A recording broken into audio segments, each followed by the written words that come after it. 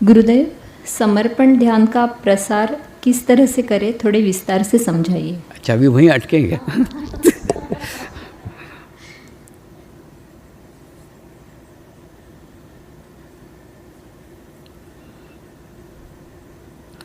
पहले तो प्रचार ही क्यों करें इसके ऊपर आए कि प्रचार क्यों करना चाहिए। तो क्या रहता है, क्यों करना चाहिए ये समझ में आया ना, फिर आगे का समझ में आएगा।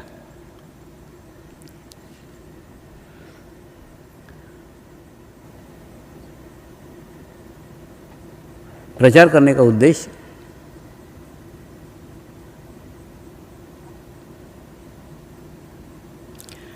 जिस प्रकार से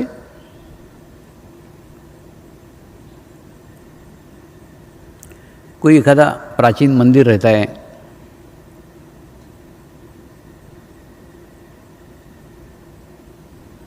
कोई एखादी प्राचीन वास्तु रहती है,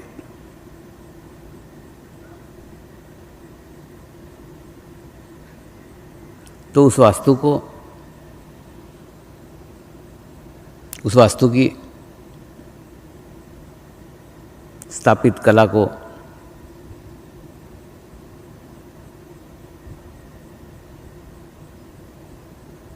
वहाँ के चैतन्य को,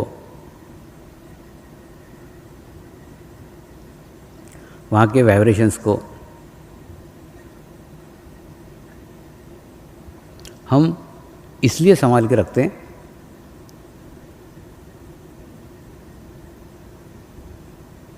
कि ये अगली पीढ़ी तक पहुंचना चाहिए। कई बार कई साहित्यिक जी जान से प्रयत्न करते रहते हैं कि जो प्रांत की छोटी छोटी भाषाएं हैं,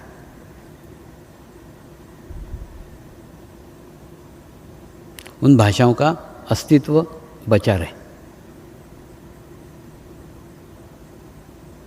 अभी हाल ही में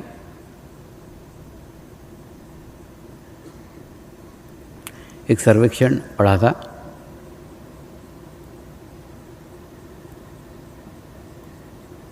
अंग्रेजी के कारण दुनिया की 350 भाषाएं समाप्त हो गई। यानी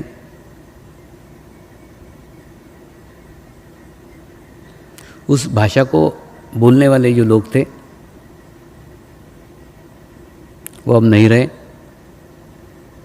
और उस भाषा के लोगों की जो अगली पीढ़ी थी वो अगली पीढ़ी केवल अंग्रेजी बोलती है, बाकी सब भाषाएं वो भूल गई।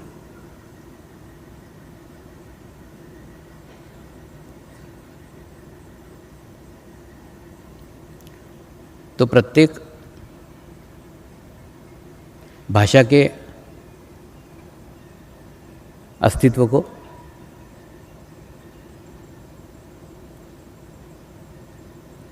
बचा करके रखना इसलिए आवश्यक है कि उस भाषा में वहाँ की संस्कृति छुपी हुई है, वहाँ के संस्कार छुपे हुए हैं। जैसे अभी हम कच्छ में एकत्र हुए हैं, तो कच्छ को कच्छ इसलिए कहते हैं, आप प्रदर्शन में देखोगे तो एक नक्शा बना हुआ है, वो नक्शा कछुए जैसा है, जैसे कछुआ रहता है कि नहीं, उसी प्रकार का है। तो कछुए के आकार का होने के कारण इसको कच्छ कहा गया।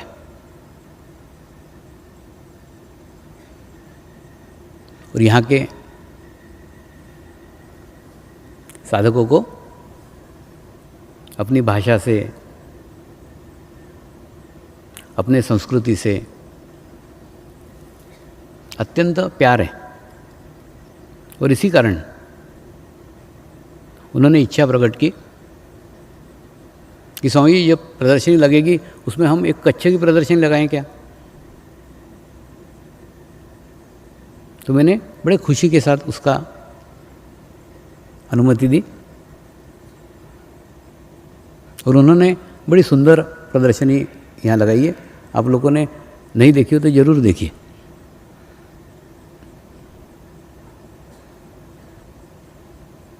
मैं 13 तारीख को ये पूरे स्थानों का दौरा करके गया हूँ। मैं खुद भी वो प्रदर्शनी देख के आया हूँ। साबूदानों के दानों से रंगोली बना करके आशापुरी माता की उन्होंने मूर्ति की रंगोली बनाई। बहुत सुंदर प्रदर्शन लगाई है। तो इस प्रकार की आइडिया, इस प्रकार की कल्पना गोवा के गुरु पूर्णिमा में हो सकती थी। गोवा के संस्कृति की भी झांकी लगाई जा सकती थी। अजमेर में राजस्थान की भी लगाई जा सकती थी, लेकिन लगाई नहीं गई। यहाँ लगाई गई। तो यहाँ से सीखिए ना आप कि एक अवसर रहता है अपने संस्कृति को प्रदर्शित करने का। आज उन्होंने उनके संस्कृति के दर्शन 8,500 लोगों तक किए। 8,500 लोगों को उसकी जानकारी हुई। एक अच्छा अवसर उनके पास था जो उन्होंने उसका उपयोग किया। तो प्रत्येक को, आप किसी भी भाषा के हो, आप किसी भी जाति के हो, आप किसी भी धर्म के हो, आप किसी भी देश के हो, आप किसी भी रंग के हो, जो भी आपके आत्मा ने आपके लिए उपयुक्त था वही स्थान आपके लिए चुना है। तो अपने जाति का, अपने धर्म का, अपने देश का, अपने संस्कृति का, अपने भाषा का अभिमान रखो और उसको वृद्धिगत करने के लिए, उसको बढ़ाने के लिए, उसको डेवलप करने के लिए आप आपके जीवन काल में क्या कर सकते हो वो करो। क्योंकि मेरा ऐसा विश्वास है उसको वृद्धिगत करने के लिए तुम्हारा जन्म उस जाति में हुआ है, उस संस्कृति में हुआ है, उस भाषा में हुआ है। और रही बात समर्पण की, तो समर्पण ध्यान परिवार एक ऐसा समुद्र है जहाँ प्रत्येक जाति का, प्रत्येक धर्म का, प्रत्येक देश का, प्रत्येक प्रदेश का, प्रत्येक भाषा का सब अच्छा अच्छा आके एकत्र हुआ है। अच्छाइयों का समुद्र परिवार है।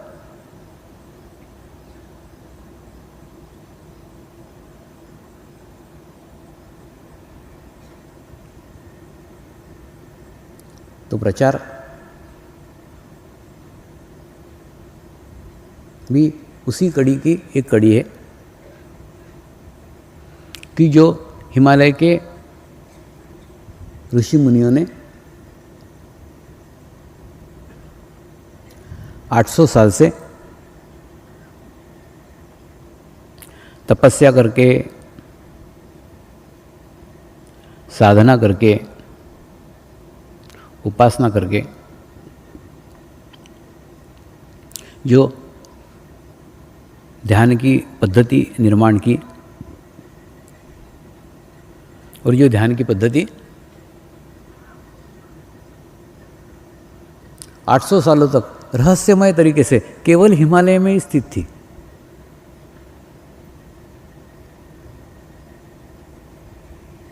हिमालय के बाहर उसकी किसी को कोई जानकारी नहीं थी। इतने कम क्षेत्र में होने के बाद भी उसको संभाल के रखा गया, संजो के रखा गया, और थोड़ा नहीं 800 साल तक रखा गया।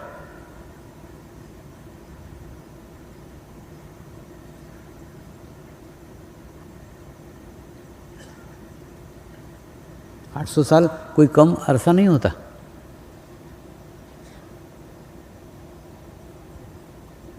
वहाँ कोई पुस्तकें नहीं है, कोई लिपि नहीं है, कुछ नहीं है, कोई साधन नहीं है, कोई डीवीडी नहीं है, कोई सीडी नहीं है, कोई मूर्तियाँ नहीं है, कोई मंदिर नहीं है, कुछ नहीं।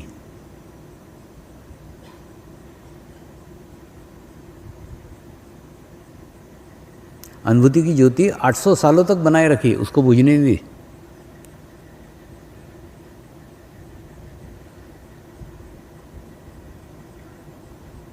तो समर्पण ध्यान ये हमारे पूर्वजों की ऐतिहासिक धरोहर है।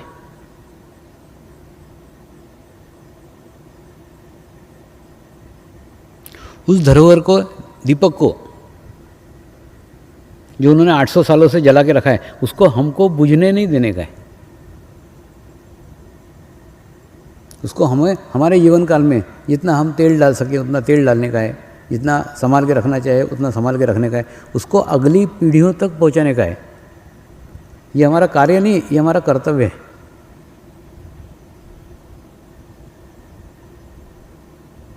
और किसी भी गुरु को सबसे बड़ी गुरु दक्षिणा वही है कि उसके कार्य को आप आगे ले जाएं।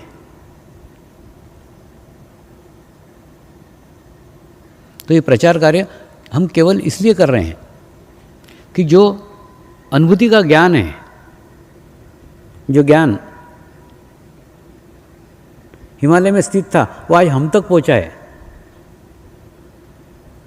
अब हमारा भी कर्तव्य है, हमको भी हमारे प्रदेश में, हमारी भाषा में, हमारे देश में, हमारे प्रदेश में उसे ले जाने का है। हो सकता है ले जाते समय तुमको थोड़ी मेहनत करना पड़े, तुमको परिश्रम करना पड़े,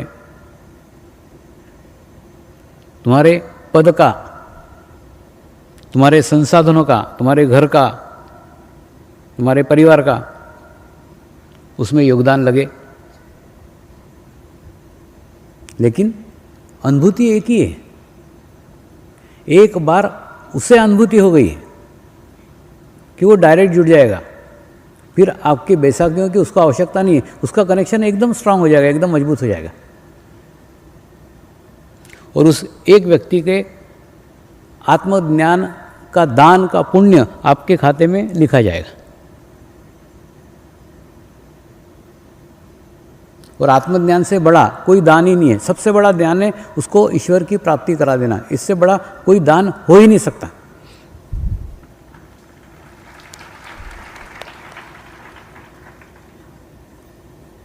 सिर्फ प्रचार करते समय अपेक्षा से प्रचार मत करो। मैंने प्रचार किया तो आना ही चाहिए, मैंने उसको 2 घंटे समझाया, उसने शिविर में आना ही चाहिए।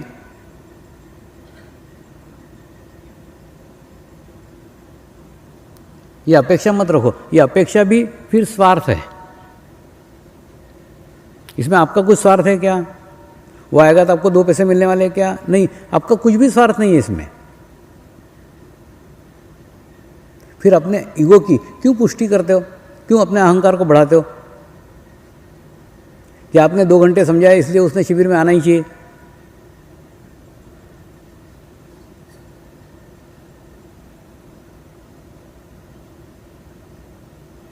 मैं कई बार उदाहरण लेता हूं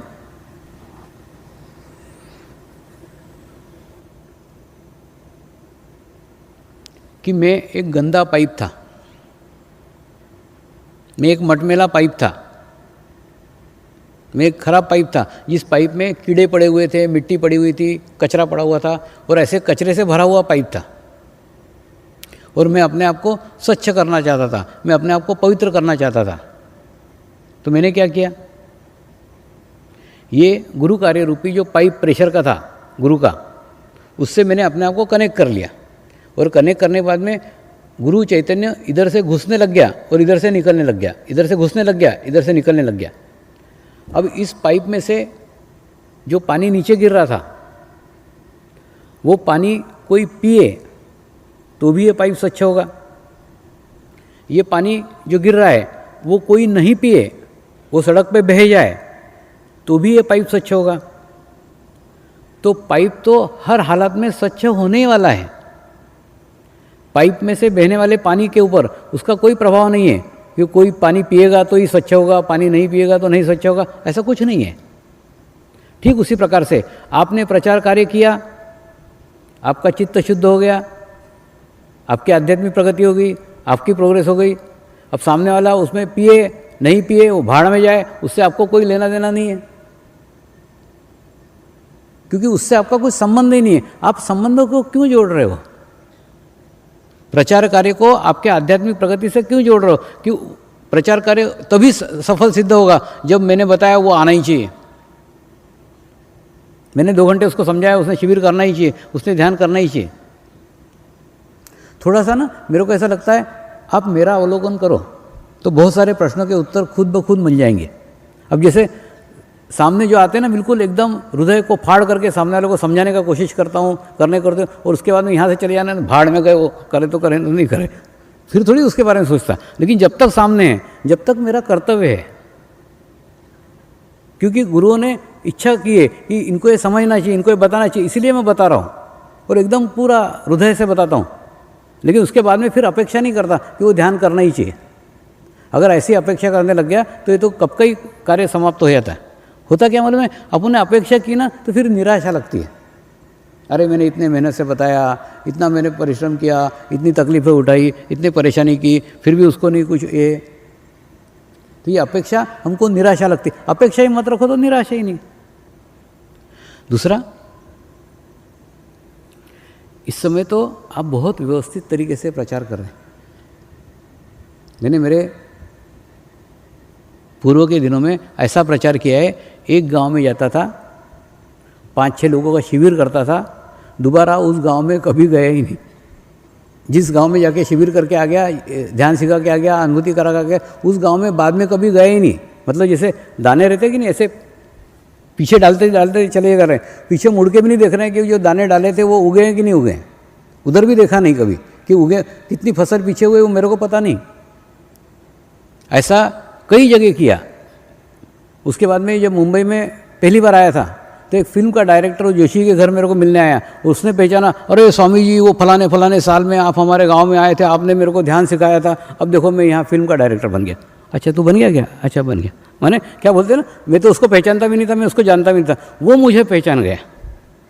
तो देखो ना मैंने किस भाव से किया कि वो अपना कार्य क्षेत्र ही नहीं है कि वो कर रहा है कि नहीं कर रहा है, उससे अपनी प्रगति का कोई संबंध ही नहीं है। वो पाइप में से जो पानी बह रहा है वो कोई पी रहा है या वो नदी में जा रहा है, नाले में जा रहा है, उससे उस पाइप को कुछ लेना देना ही नहीं है।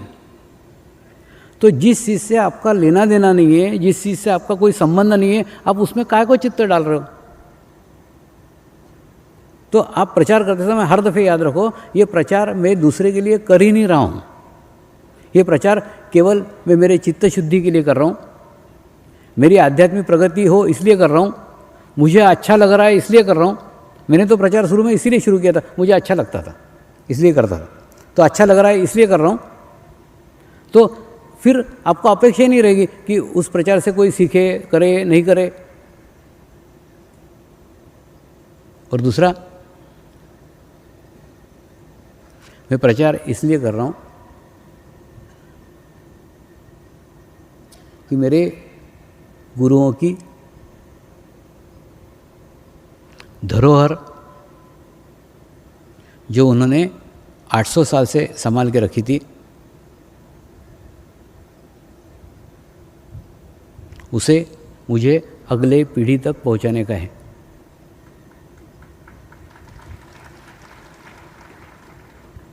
आजकल एक टीवी पे एडवर्टाइजमेंट आती है, आपने देखी कि नहीं मालूम नहीं।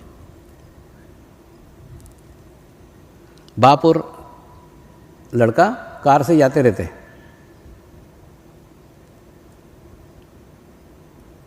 कार में बाप को वो लड़का बोलता है, पिताजी मैं अब साइकिल की दुकान खोलना चाहता हूँ बड़ा होकर के।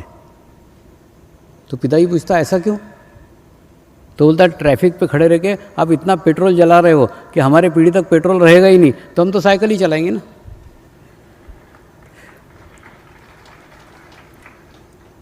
तो ठीक उसी प्रकार से समर्पण ध्यान के अनुभूतियों को, समर्पण ध्यान के आनंद को हमको हमारे जीवन काल में उपभोग करके समाप्त नहीं करने का है।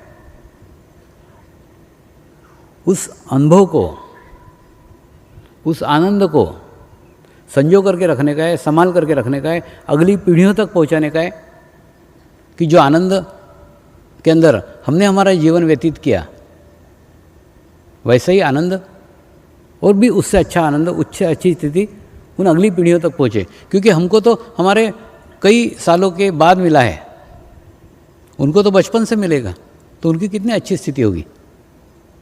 तो 2 बातें याद रखो पहली बात, गुरुओं की ऐतिहासिक धरोहर को संभाल के रखने के लिए हम प्रचार कर रहे हैं, हम गुरु कार्य कर रहे हैं। किसी को बताने के लिए, किसी को दिखाने के लिए, कोई उसके अंदर आए इसके लिए नहीं, कुछ भी नहीं, हमारा कोई उद्देश्य नहीं। एक दूसरा, यह गुरु कार्य करने से, ये प्रचार करने से मेरा चित्त शुद्ध होने वाला है, मुझे प्रसन्नता लगने वाली है, मुझे अच्छा लगने वाला है, इसलिए मैं कार्य कर रहा हूँ। सचमुच ये प्रयोग करके देखो, मैंने अभी इतनी सारी संभावनाएं बाकी हैं और इतने सारे क्षेत्र बाकी हैं, मुझे सब दिखते रहते हैं। अभी उसके 10% तक भी आप नहीं पहुँचे हो। बहुत सारी संभावनाएं जहाँ पे प्रचार किया जा सकता है और प्रचार कर सकते हो। एक आदत ही डालो ना कि रोज़ दिन भर में किसी को तो भी, एक को तो भी समर्पण के बारे में बताना, ध्यान के बारे में बताना। एक नियम डालो, रोज़ डालो, करके देखो, करके तो देखो, उससे लोग उसमें आएंगे कि नहीं आएंगे मालूम नहीं, लेकिन तुम्हारा जरूर विकास हो जाएगा। ये मैं मेरे अनुभव के आधार पर बता रहा हूँ। एकदम 4-4 लोगों के, 5-5 लोगों के छोटे-छोटे शिविर करते अब पता नहीं वो लोग ध्यान कर रहे हैं कि नहीं कर रहे हैं, लेकिन विकास तो हो गया ना, धीरे धीरे प्रगति तो हो गई ना, प्रोग्रेस तो हो गई ना। तो सामने वाले ध्यान कर रहे हैं कि नहीं कर रहे हैं, उससे अगर सोचोगे, उस विषय में सोचोगे तो निराशा लगेगी, अरे वो नहीं कर रहे, फिर क्या फ़ायदा, ऐसा। तो ऐसी अपेक्षा निराशा की जननी है। अपेक्षा रखो ही मत, निरपेक्ष भाव से करो, जो गीता का बताया कि नहीं वैसा है। और दूसरा, प्रचार 3 तरीकों से करो। 3 के 4 तरीकों से करो। सबसे पहले आप अपने आप को ऐसा आदर्श स्थापित करो कि आप खुद एक प्रचार का बहुत बड़ा होल्डिंग हो जाओ, बोर्ड बन जाओ, कि आपको देख करके ही लोग प्रभावित हो जाए। अरे कौन से चक्की का आटा खाता रहे, इतना मोटा हो रहा है। वैसा लोगों ने आपको पूछना चाहिए, अरे कौन से चक्की का आटा खा रहा है कि तू इतना शांत रहता है, इतना समाधानी रहता है, इतना तृप्त रहता है, इतना टेंशन रहित रहता है। ऐसे अपने आप को तैयार करो ना। और दूसरा, व्यर्थ बात करने में अपने ऊर्जा को नष्ट मत करो। कई बार अब बहुत बेकार बातें करते रहता। अब कल मेरे को बहुत अच्छा लगा, नमस्कार का कर्म चल रहा था ना, एकदम सब शांति के साथ धीरे धीरे आ रहे थे, धीरे धीरे जा रहे थे। और वास्तव में जो नमस्कार का मज़ा है वो आपने भी उठाया और मैंने भी उठाया। तो हर दफ़े देखो, साल भर में से गुरु पूर्णिमा एक दिन, उस एक दिन का नमस्कार का दिन कितना महत्वपूर्ण दिन है, कितना महत्वपूर्ण अवसर है। तो उसको पूरा एंजॉय करो ना, पूरा आनंद लो। तो बहुत अच्छे से शांति से आपने लिया। मेरे को कभी जल्दी नहीं थी, कभी हड़बड़ नहीं रहती, लेकिन आप हड़बड़ मत किया करो। कल किसी ने भी हड़बड़ नहीं की, सिर्फ बहनों की तरफ से आवाज़ें आ रही थी और मैं खूब जानने की कोशिश कर रही थी क्या बातें कर रही है, मेरे नहीं समझ में आया। मैंने जैसे वो भिन भिन भिन भिन भिन करते रहते, मैंने उसका एक भी शब्द समझ में नहीं आ रहा था। और मैं सोच रहा था ये बातें क्या कर रही होगी। मैंने वहाँ खड़ी है तो भी बातें कर रही है, लाइन में आ रही तो भी बातें कर रही है, यहाँ पहुँच रही है तो भी बातें कर रही है। तो कौन सा विषय चल रहा होगा जो इतनी बातें कर रही है। दूसरा, पक्षियों को उड़ते देखा है कभी? पक्षी ऐसे उड़ते ना, कभी कोई आवाज़ नहीं करेंगे, लेकिन तोते उड़ते जाएंगे, तोते उड़ते उड़ते भी बोलते जाएंगे। वैसे ये मैं सोच रहा था तो तोतों की बहन है। मैंने लाइन में चल रही है, लाइन के साथ अरे कुछ तो एक ऐसा साउंड आ रहा था, एक शब्द और मैं जानने का कोशिश कर रहा था ये किस विषय पे चर्चा चल रही है, लेकिन कुछ समझ में नहीं आया। वहाँ से यहाँ तक पूरा चल रहा था, पता नहीं क्या चल रहा था ऐसा। तो जरा आवाज़ पे नियंत्रण करो, उससे क्या होता है, जो नमस्कार कर रहा है वो एकाग्र चित्त हो रहा है। अगली बार याद रखो, उसकी एकाग्रता में हम भंग डाल रहे हैं। तो बातें करके, आवाज़ करके हम हमारे राक्षसी प्रवृत्ति को बढ़ावा दे रहे हैं। तो अपने इसीलिए बोर्ड भी लगाए थे कि मौन रखो, शांतता रखो। क्या होता है मन में, एक आदमी साउंड करता है ना, तो उससे वो तो खुद डिस्टर्ब होता ही है, वो दूसरों को भी, कई लोगों को डिस्टर्ब करता है। और नमस्कार का महत्व समझो, पूरे गुरु पूर्णिमा के अंदर सबसे महत्वपूर्ण था। और इतने गुरुओं के सानिध्य में इतने गुरु हो सकता है आपकी स्थिति के कारण आपको न दिखे हों, या हो सकता है आपकी स्थिति के कारण आपको उनकी ऊर्जा महसूस नहीं हुई हो, लेकिन मौन तो रहो, शांत तो रहो। तुम कैसे हो वो मुझे मालूम है, उनको भी दिखा दिया कल। उनके सामने तो शांत रहना था, जैसे क्लास टीचर के सामने तो हंगामा करते हो। अरे वो प्रिंसिपल आया था ना कल, उसके सामने तो शांत रहना था। वो मेरे को डांट के गए, ये शादी का है क्यों हंगामा करती, उनको क्यों नहीं चुप रहना सिखाते, उनको क्यों नहीं ध्यान सिखाते, उनका क्यों चित्त बातों के ऊपर रहता है, और क्या बातें करते हो कुछ समझ में नहीं आता। एक वो रहस्यमय है पहली, और दूसरा सभी कैसे बातें कर सकते हो, वो कौन सा ऐसा विषय है जिसके ऊपर बातें चलती है, और उसका एक शब्द भी समझ में नहीं आता। वो मैंने किसी को भी कोई एक शब्द समझ में नहीं आ रहा हो क्या बातें करें।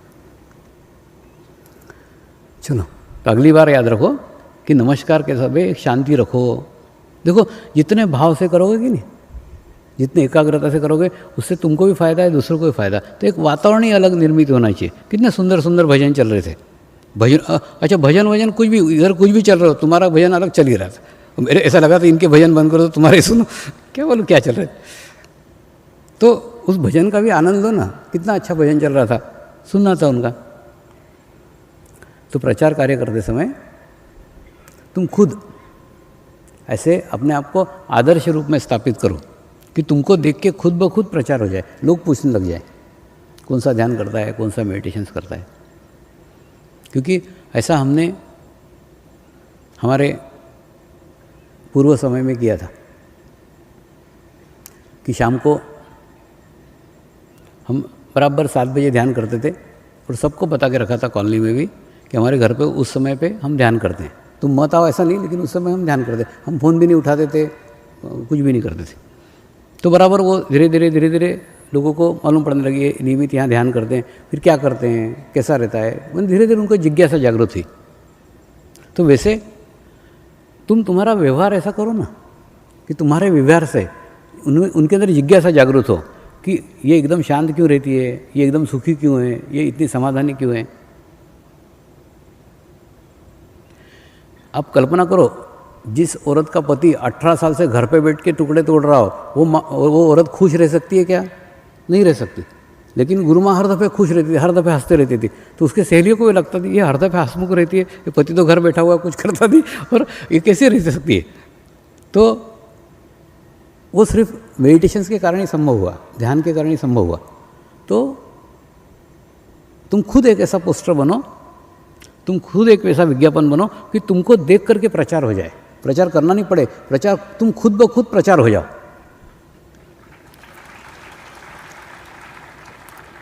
दूसरा, प्रचार की शुरुआत ध्यान से करो। प्रचार की शुरुआत अनुभूति से करो। तुम गलती क्या करते हो ना, तुम्हारी प्रचार की शुरुआत स्वामी जी से करते हो। तो अरे बाबा, रंग पहचानने के लिए दृष्टि होना चाहिए ना।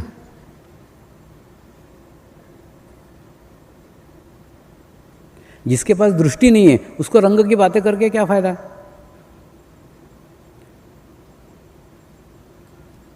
तो दृष्टि पहले आने दो।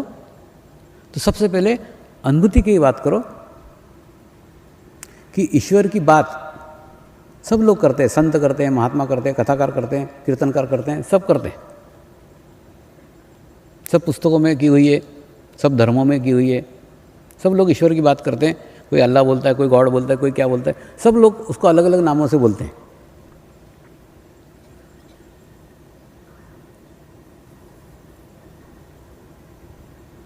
लेकिन इन सब पद्धतियों से, इन सब से हमारा समर्पण ध्यान अलग है। इसके अंदर अनुभूति है एक, ये अनुभूति के ऊपर आधारित है। दूसरा, अलग अलग धर्मों में, अलग अलग संप्रदायों में, अलग अलग मेडिटेशंस के पद्धतियों में नियम है, कंडीशन है, बंधन है।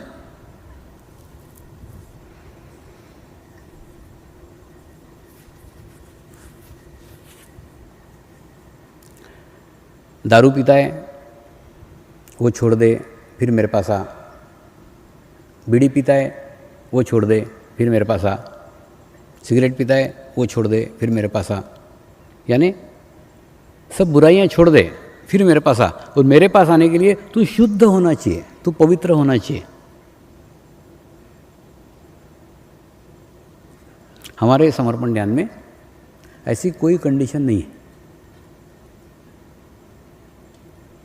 हमारे अंदर सीधा भीतर का लाइट जलाने की प्रक्रिया है, और उसके बाद में फिर आपके जीवन में जो अच्छा रहेगा वो आपके पास रहेगा, और जो बुरा रहेगा वो अपने पास, आपके पास से छूट जाएगा। तो आपके जीवन में क्या अच्छा है और क्या बुरा है, इसके ऊपर हम चर्चा ही नहीं करते। इसके ऊपर हमको कभी कोई निर्देश, कोई उपदेश हमारे ऊपर नहीं होते कि ये चीज़ें अच्छी ये करो और ये चीज़ें बुरी ये छोड़ दो। जबकि सब धर्मों के अंदर यही है, ये अच्छा है वो करो, बुरा है वो छोड़ दो, अच्छा है वो करो, बुरा है छोड़ दो। इसमें ऐसा कुछ नहीं है। इसके अंदर सीधे अपने भीतर की आत्मा जागृत की जाती है, और आत्मा जागृत करने बाद में जो हमारे पास अच्छा है वो रहता है, जो बुरा है वो छूट जाता है। तो समर्पण ध्यान अनुभूति के ऊपर आधारित है, अनुभव के ऊपर आधारित है। एक फिर उसको जिज्ञासा होगी ये कैसे ग्रहण करते हैं, कैसे करते हैं, तो उसको बताओ। एक मंत्र के ऊपर आधारित है, और वो मंत्र कोई गोपनीय नहीं है, सिंपल मंत्र है। ओम श्री शिवकान स्वामी नमो नमः। एक ही मंत्र के आधार पे सारे विश्व के अंदर ध्यान होता है। अलग अलग जाति के, अलग अलग धर्म के, अलग अलग देश के लोग एक ही मंत्र के सहारे, एक ही मंत्र के माध्यम से ध्यान करते हैं, क्योंकि मंत्र के माध्यम से ध्यान करने से उतनी बड़ी सामूहिकता के साथ हम जुड़ जाते हैं। और हमारे ध्यान में सब जाति के, सब धर्म के, सब देश के लोग शामिल हैं। जब अनुभूति की बात हो जाए, मंत्र की बात हो जाए, ध्यान की बात हो जाए, और ध्यान करने से हमको शारीरिक, मानसिक, आर्थिक एक एक फ़ायदे होते हैं। और 45 दिन का अगर पूर्ण अनुष्ठान किया तो 45 दिन में आपके अंदर एक बदलाव आपको नज़र आता है। आप प्रयोग करके देखो। और सबसे महत्वपूर्ण है, ये पूर्णतः निःशुल्क है। जिस प्रकार से ईश्वर जो भी देता है, जो भी प्रदान करता है, वो पूर्णतः निःशुल्क रहता है, ठीक उसी प्रकार से ये भी पूर्णतः निःशुल्क है। इसके अंदर कोई भी पैसा चार्ज नहीं किया जाता, कुछ भी ग्रहण नहीं किया, कुछ नहीं। जब ये आपका समाप्त हो जाए, उसके बाद में फिर आप आपके संगठन की जानकारी दो। प्रताप भाई ने एक बुकलेट छापी है, उसमें जितने सर्टिफिकेट अभी तक मिले हैं वो सब सर्टिफिकेट का एक बुकलेट बना हुआ है। वो बुकलेट उसको दिखाओ कि इतनी संस्थाओं के अंदर हुआ है, इतने देशों के अंदर हुआ है, पुलिस में हुआ है, जेल के अंदर हुआ है, हॉस्पिटल में हुआ है, ये उसकी रिपोर्ट, सब रिपोर्ट्स है। तो आपको ज़्यादा बात करने की ज़रूरत नहीं, ये पढ़ो ये सर्टिफिकेट्स। इतनी संस्थाओं में हुआ है और इतनी संस्थाओं ने अपने व्यूज़ उसके बारे में लिखा है।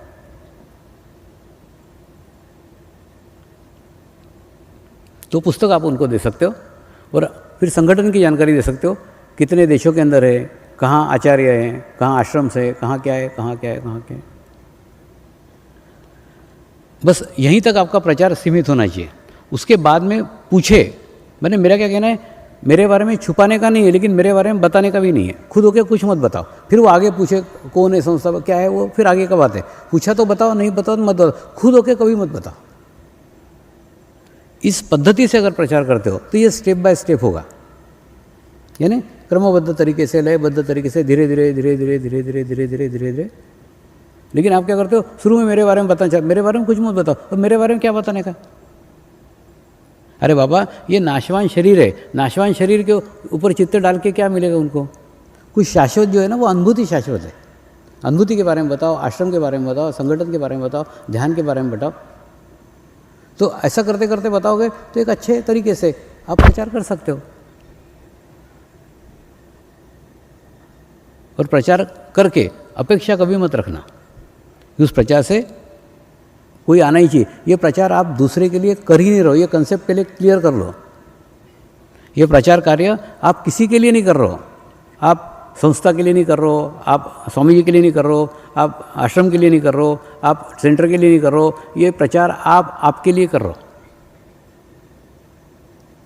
इसलिए और दूसरा साधकों कह रहे थे, उन्होंने कुछ भी किया ना, आके स्वामी जी को बताओ। मैंने अरे बाबा, नहीं जैसे वो मेरे को ठीक है, उत्साह है, अच्छा है, लेकिन सब मैं, और दूसरा मेरे को बता करके मैं सोचता हूँ किया तो किया, तुम तेरे लिए किया, लेकिन होता क्या है, सब मेरे तक पहुँचाने जरूर, तुम तुम्हारा करो ना।